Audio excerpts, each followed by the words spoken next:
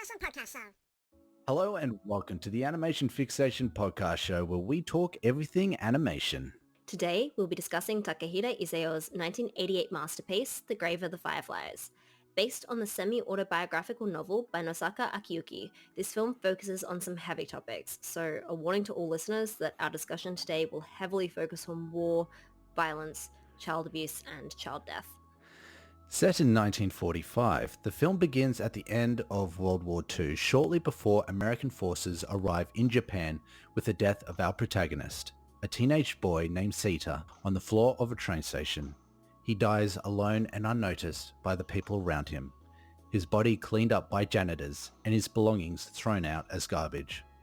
Seita's ghost is reunited with the ghost of his little sister, Setsuko, and we see their story in flashback, beginning with the bombing of their hometown of Kobe. The children lose their home and their mother is horrifically burnt in the bombings, succumbing to her injuries before she can make it to the nearest hospital, and Seita and Setsuko go to live with an aunt, the only relative that they know how to contact. While at first it seems like a good fit for the children, the aunt soon begins to manipulate them, taking control of their food and their belongings, which she uses to benefit her own family while neglecting her two new wards. Tired of this treatment, Seita and Setsuko leave their aunt's house and go to live by themselves in an abandoned air raid shelter down by the river. For a while life is good, and the children form a relatively happy existence by the river. But as the war continues and food shortages worsen, Setsuko becomes ill from prolonged malnourishment, and Seita is badly beaten while trying to steal food for her. Realizing the severity of the situation, Seita takes the last of his parents' savings to buy what good food is available, where he learns of his father's death in the war and Japan's unconditional surrender. He returns to Setsuko, but it is too late to save her. She dies in his arms that night, prompting the events from the beginning of the film. Grave of the Fireflies is loved by critics and audiences alike, scoring 100% fresh rating on Rotten Tomatoes. However, it is not a particularly well-known film due to both its subject matter and medium. In 2005, there was a live-action telemovie of Grave of the Fireflies released in Japan. However, this version is not as well-loved as the original animated version. Tim, why do you think this story works better in animation compared to live-action? That is a very good question. I feel that the reason why it works so much better as an animated film comes down to more of a cultural difference in how the Japanese do cinema relative to how Western cinema is done. So with the Japanese people being very stoic and I guess you could say hard-faced in comparison to Western culture, you don't get so much emotion being portrayed in Japanese cinema. Now, I'm not a Japanese cinema expert, but you don't really get that emotion.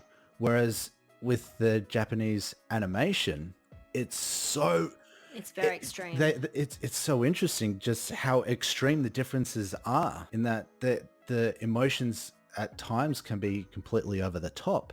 Now, I wouldn't say that emotions are over the top in Grave of the Fireflies. As a matter of fact, they're done perfectly. Beautifully, but yeah. They're able to convey emotion a lot better in a way that Western audiences can actually appreciate a lot more than what we get in the live action version. Yeah.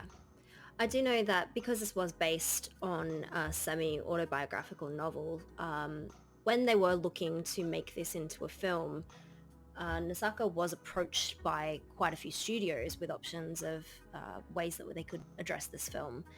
And ultimately, he chose to go with the animated version after seeing the storyboards because there was the assumption that, firstly, the child actors wouldn't have the depth of emotion to be able to effectively portray this story effectively on screen. It's really quite an emotional story, Right. and when you think about it, it's the author's way of dealing with his own guilt over the death of his little sister. So for Nosaka, this was absolutely an essential that this emotion was well portrayed on screen.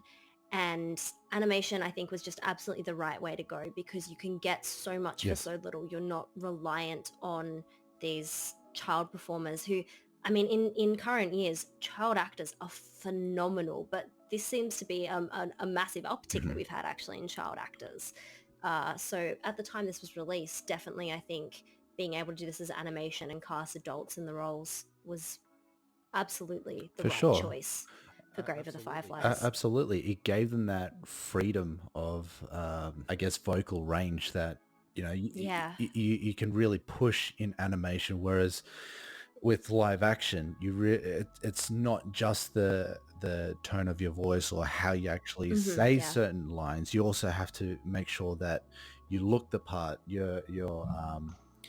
Your facial acting goes along with the vocal acting as well. Yes. So that can actually be quite restricting. Whereas with animation, you're not worried about how your face looks. The actor is able to contort their face in whatever way that allows them to actually get the right sounding voice for the performance. Absolutely. I think also, with the story that's being portrayed here, we have Japan during wartime. Trying to do this as a live action, you'd be very reliant on practical effects to achieve these bombings and these towns being destroyed. And I think it would be very easy for it to either A, be quite triggering for Hmm. people, or also it could very easily look quite badly done Yes. if the special effects just weren't up to scratch. So by putting it in animation, you really are bypassing a lot of these potential technical issues that will take away from your film. They've also, rather interestingly, all of the outlines in this film, wherever possible, they've actually outlined in brown instead of black, unless they Mm. absolutely needed the black for the Mhm. contrast. And the reason that they did this was that they wanted to have that much softer look for the film. They Yep. wanted to kind of portray that softness of these characters, and I think it comes across really beautifully. You get this whole, it's not sepia tone, but you get that whole vibe of a sepia tone, this historical filter that you're viewing something with, this really soft, fragile and delicate thing that you are watching, and it's just such a stunning piece of cinema. And that's a real strength of animation. You have so much more freedom, artistic freedom in this sort of medium than what you would with the live action. So choosing to go with animation and going along with these softer tones artistically, it really, really works. They don't hold back in this film at all. It is quite gruesome in some areas. Yeah, This is definitely not a film for young children. In fact, absolutely not. you could actually go as far as saying that this is a film that in a time animation was really seen as a medium for children, and this has Yeah. really shown audiences that animation isn't just for children, and it's made that transition really quite nicely. You can have older children watch it, but I think that they wouldn't really find it as interesting. There aren't any battles or there are explosions and scenes of war, but nothing. It's not an action No, movie. it's It's not. a slice of life Exactly. set during a war. Exactly. And children really wouldn't appreciate just what they're seeing. It's not just, watching pretty images. The story behind this film is just so powerful. Um, Actually, one thing I wanted to ask you is, so Grave of the Fireflies has actually been criticized for its depiction of the Japanese as victims of the war without actually making any reference to Japan's instigating of the conflict. Now, do you feel that these criticisms are actually warranted in this film? I don't. I think that's a very unfair expectation to put on this film, because that's not what the film's about. This, as I said, is not an action film. You're not sitting in a war, in the trenches with soldiers fighting. That's not what this film is about at all. This is about people and the effects on the lives of ordinary people of war. It is how ordinary citizens are coping when their hometowns are bombed, about food rations. That is something that is, in a way, a universal experience of countries at war. It's not so much about Japan in that sense. Um, but I because this is very much the slice of life, it is from the point of view of children who are not going to have this complete picture of, the political and the overarching themes of the war. They are just trying to live their lives, and they are just dealing with the situation that they have been thrown into. I think it's a rather unfair criticism to have of this film because it's not what the film is about.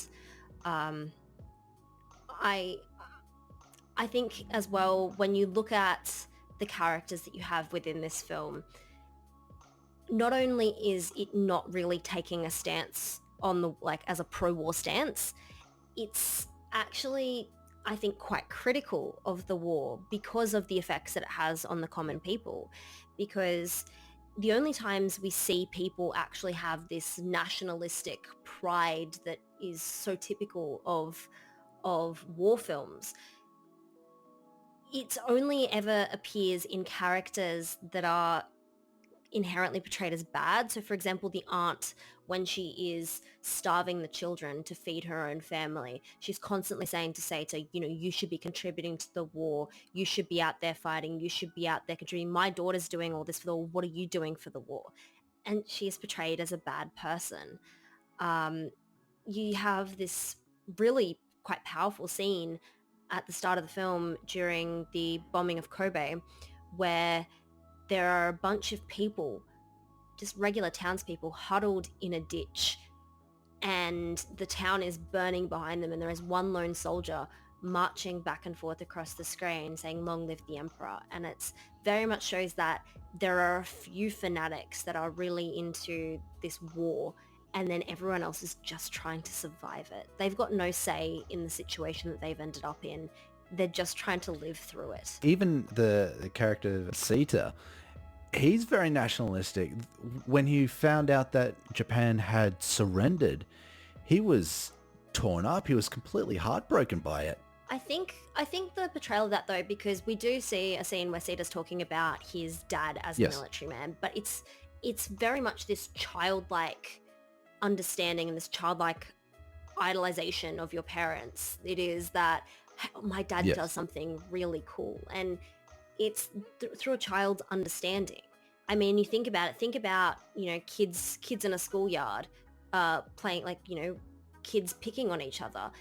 Kids have this very, typically, not all kids, but most kids that I know anyway, have quite a black and white worldview where things are good and things are bad. And, you know, you tend to default to wanting to think that your parents, that the people that you surround yourself with are good. Even if you are doing something bad, you will justify it to yourself to think that it is good because you like to think of yourself as a good person. And so I don't think as children you would have that understanding of the grey morality that tends to exist a lot with war. It is just that there is, like, his dad, who he idolizes, is fighting in this war, and his dad couldn't possibly be doing anything wrong. So therefore, the war must be good.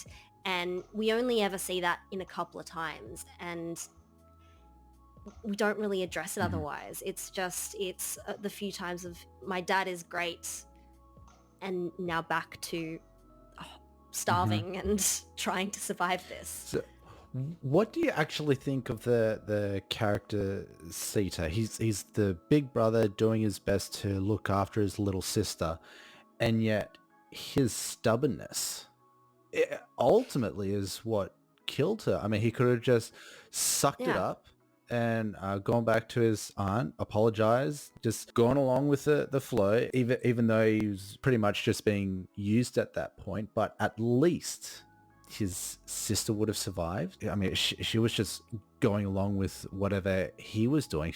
I mean, with how Yeah. young she was, he had a responsibility to her. And I understand that he saw it as his responsibility to look after her. He was the older brother. Yeah. And he wanted to show that he could do it. He could look after his family, in a sense, do his parents proud.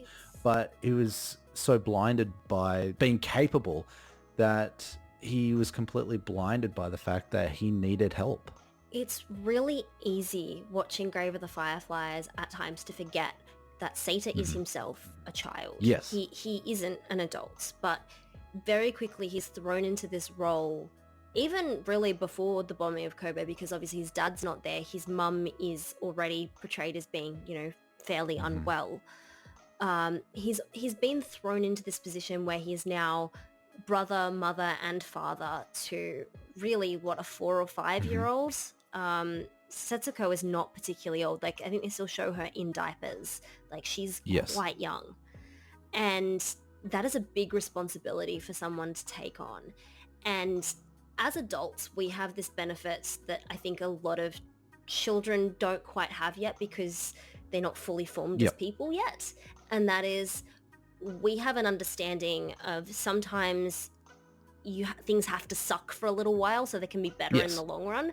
Whereas kids tend to be that very like short term, you know, happiness, and he's prioritizing Setsuko's happiness. Setsuko is unhappy living Hmm. with the aunt, and like they Yes. both are, but I don't think he quite has that wisdom yet to go, yeah, this isn't great, but I just need to Yeah. suck it up and deal with it, and she needs to suck it up and deal with it, and she's not going to Yeah. like it, but what he's trying to do is he's trying to make his little sister happy, and he does that. He does as much as he can. He sacrifices Hmm. everything and is trying so hard just to make her days Yep. happy. And absolutely, my hat is off. Like he does that throughout the whole film. He prioritizes her happiness Yes. always, and it breaks my heart that that can't also include her actual well-being in this case. I'm quite hesitant to kind of pass judgment too hard on the character motivations of Seita here, because it is based on someone's real world Yeah. experiences and real world guilt about what happened to his Hmm. sister. So I, having not been in a situation, Thankfully. thankfully, where I've had to kind of, survive a war and care for a small child during that while also myself a child, I'm quite hesitant to pass kind of any real judgment Mhm. on that, because whatever has happened there is not a situation that I myself have Mhm. been in and can properly empathize with and understand. Yep. So, it's people doing the best they can and making the best Yes. decisions that they Yes. can. And we have the benefit of hindsight and adulthood on our side. So Absolutely. it's easy for us to sit here and say should have done this. I also I would have to question, maybe yes, things would have been better with the art, but we do see from the get-go when Seita brings back all the food that they had stored at their house before it was Mhm. destroyed. He's brought all that back, and you see the aunt starts picking at it, and it's immediately put away before the children can get Yes. into it. As she's serving dinner, the kids are getting broth and a little bit of rice, but all the meat or the egg, all the good stuff is going to her own Yes. family, because she's valuing them as the contribution that they have to the Yes. war.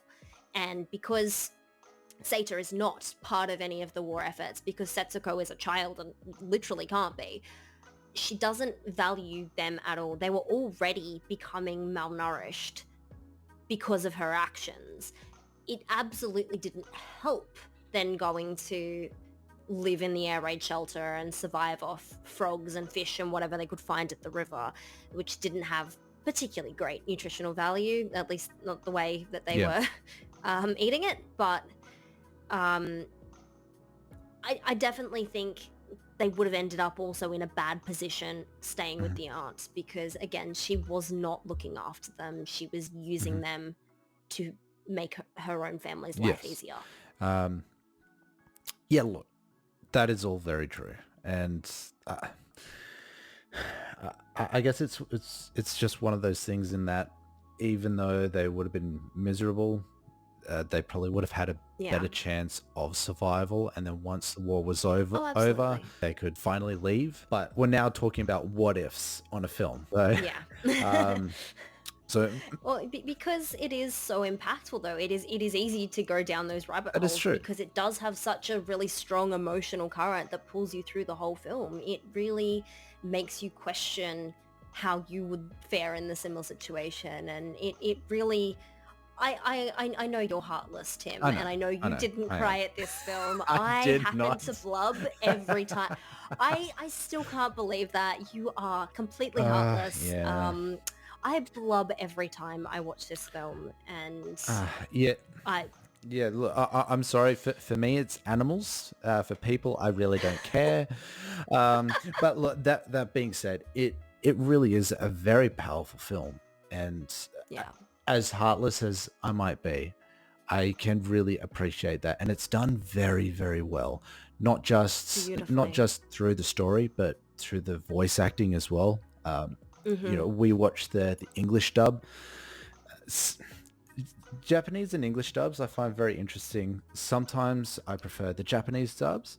Sometimes I prefer the English dubs. I've only seen the English dub with this one, and I thought that the voice acting was phenomenal. It really, really It was. was really good. It was really, really It good. I have watched it with the original Japanese okay. audio, just with English Yep. subtitles, and the voice acting in both is Okay. phenomenal. So, yeah, I don't think it loses any emotional impact switching Yep. between languages. Like the casting is great. Well, talking about the emotional impact and the audio, one thing that I actually found really, really impressive was the how restrained the director Mm, was with his use of music. You really yes. only ever hear music in the transitions between each scene. And during Hmm. the main parts of the scene, there's no music whatsoever. You're completely 100% focused on what is happening. There is no manipulation, which a lot of films these days use music to manipulate you Yeah. into feeling a specific way. I never felt at any moment in this film that it was being No. manipulative. It would have been so easy to do that, So but the easy. director had enough confidence in what he was creating that he knew that he didn't need to manipulate the audience in any sort of way with the music. And I actually really appreciated Mm, that. And it was just a masterful choice. absolutely. Yeah, the use of silence in Grave of the Fireflies is just absolutely world Hmm. class. Um, Even like when the bombs are falling, you could go really easily down that very typical, or what we now consider the very typical Hollywood route of that kind of the bomb explodes, you get that ringing and that disorient.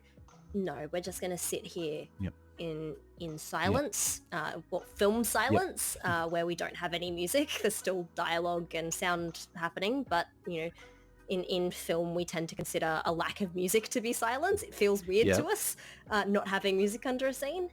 But it's so Um, clever but because it mm, allows the so good. audience to actually focus on what's happening. Yes. And you get to sit there, you have to Yes, sit there and you have to deal with what you're presented exactly. with. And that is the destruction of a town, the destruction of everyday life, the deaths of Hmm. people, including Yeah, children. and we're not talking And about soldiers it's, fighting and killing each other. We're talking about no, civilians. It doesn't matter what who's on what side.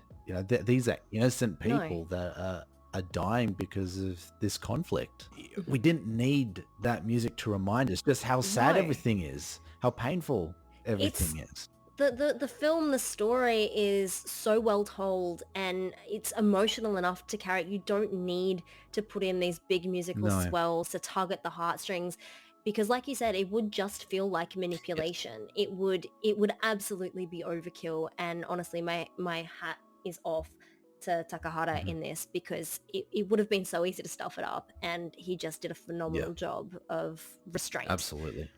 um, One other thing that I found absolutely masterfully done in Grave of the Fireflies, there's many things, but the thing that I'll talk about now is actually the voiceover.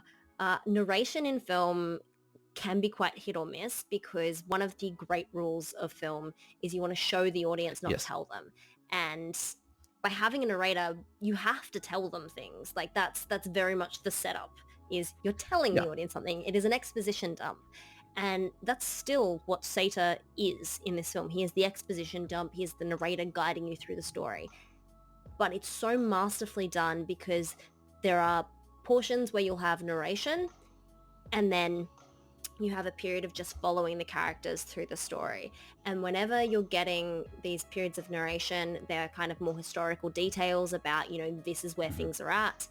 Um, or there is actually the part where Setsuko dies, and we get that through the narration. We see her death on screen, which I absolutely applaud. It's never fun having to sit there and watch particularly a child die on screen, but the only thing worse is giving a main character an off-screen death, because that is an absolute cheat and you're a hack if you do it. I'm sorry, I pull no punches there. Yep. So we actually get to see her death on screen. Yes, it's narrated, but it's narrated by her brother, and him talking through her death is honestly one of the most heartbreaking things. Whew. I blub every time. I'm about to blub talking about it, Tim. Well, Jeez. to be honest, I didn't find it when he's talking about his sister's death, I didn't find him being overly emotional, but I find that to actually be a good thing, because how he's talking about the fact that she's died, you can hear the numbness in his voice. Like everything's just become numb. Nothing exists anymore. He's realized that his entire world was no longer about his parents or even trying to survive. His entire world has just been his sister, and now she's gone. He has absolutely nothing left. He's got no reason to continue, and you really hear that in the narration there. I don't think the first time I watched it, I kind of quite connected it, probably because I was busy blubbing. But you get given a date at the start of the film for kind of when Seita dies.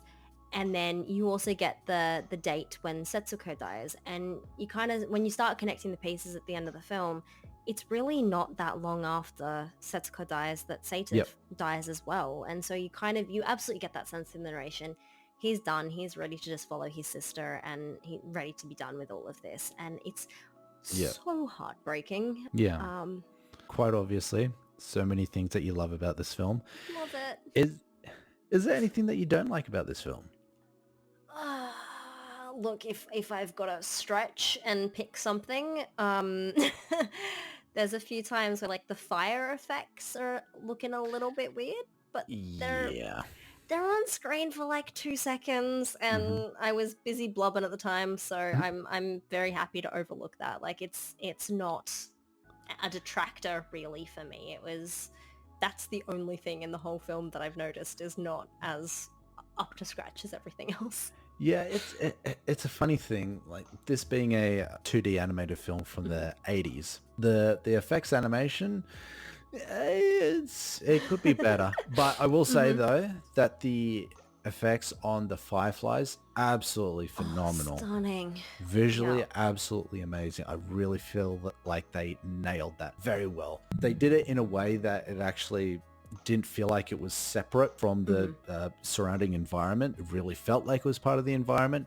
Whereas with the effects that you're talking about, it's like when you watch other traditional 2D animated films, especially the old Disney films, you can always tell when there was an object that a character is going to pick up before they actually pick it up, because it stands out like a sore thumb. And that's exactly what the dirt and the dust effects really look like in this film. But for some reason, well, I guess they did a lot of testing with the Fireflies, because they've really nailed that effect down. Phenomenal. You'd really have to miss the mark to have a film called Grave of the Fireflies, and you do it poorly, not get the Fireflies right. Exactly. I think that would be missing the mark a little bit. Okay, well, it's come to that time where we have to rate this film. So, Caitlin, what rating would you give this one? This is absolutely one of my favorite all-time films, so this will not come as a surprise to you. I am going to give it a 10 out of 10. Right, okay.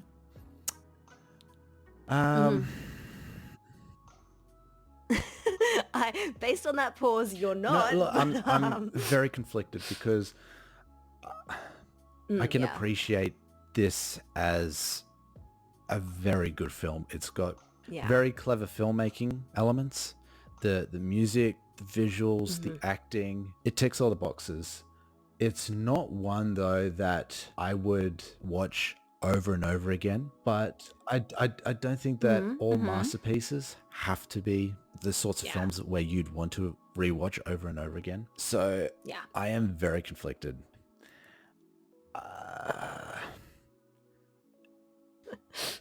I didn't expect this to stump you this much. It really has, because I feel like if I gave it a perfect score, it wouldn't be Mm-hmm. true, because it doesn't have that rewatchability for me, and it Mm-hmm. Yeah, okay. isn't perfect in some places, but I would actually consider this to be a masterpiece.